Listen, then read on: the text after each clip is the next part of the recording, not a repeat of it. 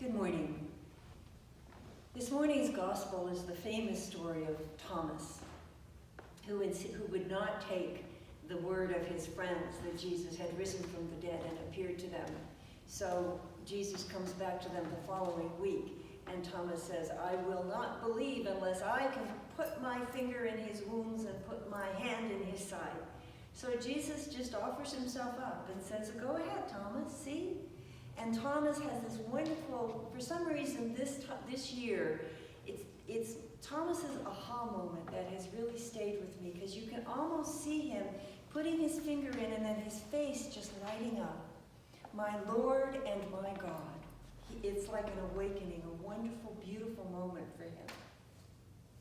And then Jesus says, "You have believed because you have seen. Blessed are those who have believed and not seen." This gospel actually reflects a rivalry between two spiritual communities in the early church. One was the community of John, for whom this gospel was written. The community of John was basically a sect. They believed that their spiritual relationship with God would grow only if they withdrew from the world. So they withdrew from the world. They were a very insular, self-sufficient community. Their time was spent in prayer and contemplation. Their impulse was to withdraw from the world in order to achieve, ultimately, a union with God. The community of Thomas was just the opposite.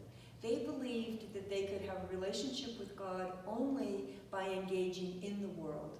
According to the Gospel of Thomas, which some of you may have heard of, which is a collection of sayings that some of which appear in the Synoptic Gospels and some of which don't.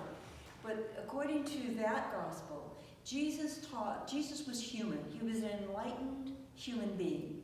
And he taught his disciples that they could become as enlightened as he was, that they could have exactly the same relationship with God that he has. And the point was for them to engage in the world. It was because the full peace and glory of God was already in the world. One of the most famous passages from that gospel is one of the disciples asking him, "Lord, when will your kingdom come?" And he says, "The kingdom has already arrived. You just can't see it yet." So the whole goal of that community was to be fully engaged in the world so that they would ultimately witness God's transformative presence. It struck me this year, so those are very different ways of looking at our faith journey, at our spiritual development. Those two ways of thinking have persisted through our tradition. One version of it is the kind of alternating between the active and contemplative life. Is our faith enacted more fully and authentically by working in the world, or is it enacted more authentically and developed more authentically through withdrawing from the world in prayer? And I know you we continue to have this struggle for balance in today's church. How do we balance social action and contemplative prayer? How do we balance intellectual study with an openness and receptiveness to the Holy Spirit? How do we be Thomas and John at the same time? And it seems to me that there's a couple of really important points about this gospel today. One is that Jesus does not admonish Thomas until afterward. He meets Thomas where he says, "It's okay, Thomas, here, see?" He doesn't say that, wanting to have an experiential approach to faith is wrong, that an experiential approach to faith is an obstacle to faith. He doesn't say wanting to learn is an obstacle to faith, that we should just sit back and accept the revelation that other people report. It seems to me that what we're to learn from this gospel is that study and social action are a way to develop our relationship with God and our faith, but they are not enough in and of themselves. That faith frees us to go beyond the horizon of what we see we can do and of what we see that we can learn. It is important for many of us to study, to study theology, to study the philosophy, to study the tradition of the church.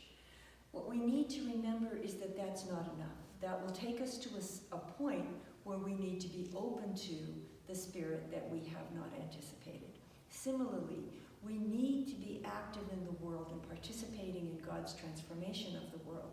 But that's not enough in and of itself. That will take us so far. And from that point, we need to be open to recognizing that all that's good that we do is God working through us. We need to be engaged, we need to study, we need also to believe and to remember that there is much that we cannot see.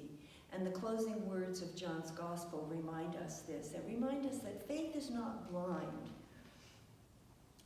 Now Jesus did many other signs in the presence of his disciples, which are not written in this book, but they are written so that you may come to believe that Jesus is the Messiah, the Son of God, and that through believing you may have life in his name.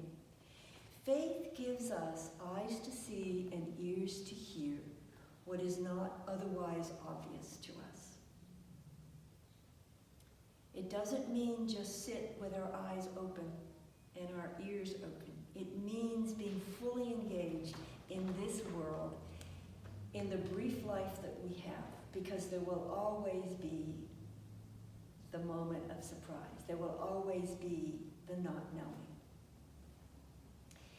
Living through the pandemic is obviously, we're confronted with this reality every day. We don't know what we don't know. And we are reminded of that in so many different ways. We don't know the future. We don't know the people around us. We are reminded all the time that we don't know what we don't know.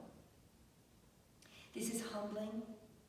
It is also an opportunity for us to learn to be tender with one another, to be tender with ourselves when we feel that we should know more than we do, to be tender with our companions, with other people we know when we feel they should know more than they seem to know.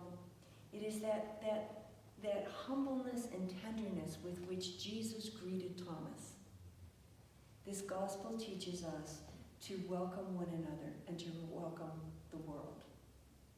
I keep going back to something that Pope Francis said in 2017, because he talked about tenderness, and it's a wonderful passage. What is tenderness? He asked. It is the love that comes close and becomes real. It is a moment that starts from our heart and reaches the eyes, the ears, and the hands. Tenderness means to use our eyes to see the other, our ears to hear the other, to listen to the children, the poor, those who are afraid of the future, to hear the silent cry of our common home, our sick and polluted earth, to use our hands and heart to comfort others, and to take care of those in need. The future of humanity is in the hands of those who recognize others as you and themselves as part of an us. Jesus will come to us wherever we are. We come to each other, whatever point in our faith or spiritual or emotional journey we may be. And if there is no other lesson from this time, it is to be tender with one another, to be gentle with one another, and to recognize that our thresholds beyond which faith leads us differs for all of us.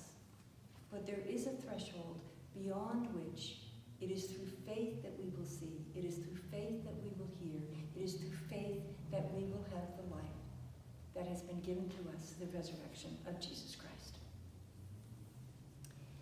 I want to end with a poem by Lee Young Lee. From Blossoms comes this brown paper bag of peaches we bought from the joy at the bend of the road where we turn towards signs painted peaches. From laden boughs, from hands, from sweet fellowship in the bins, comes nectar at the roadside.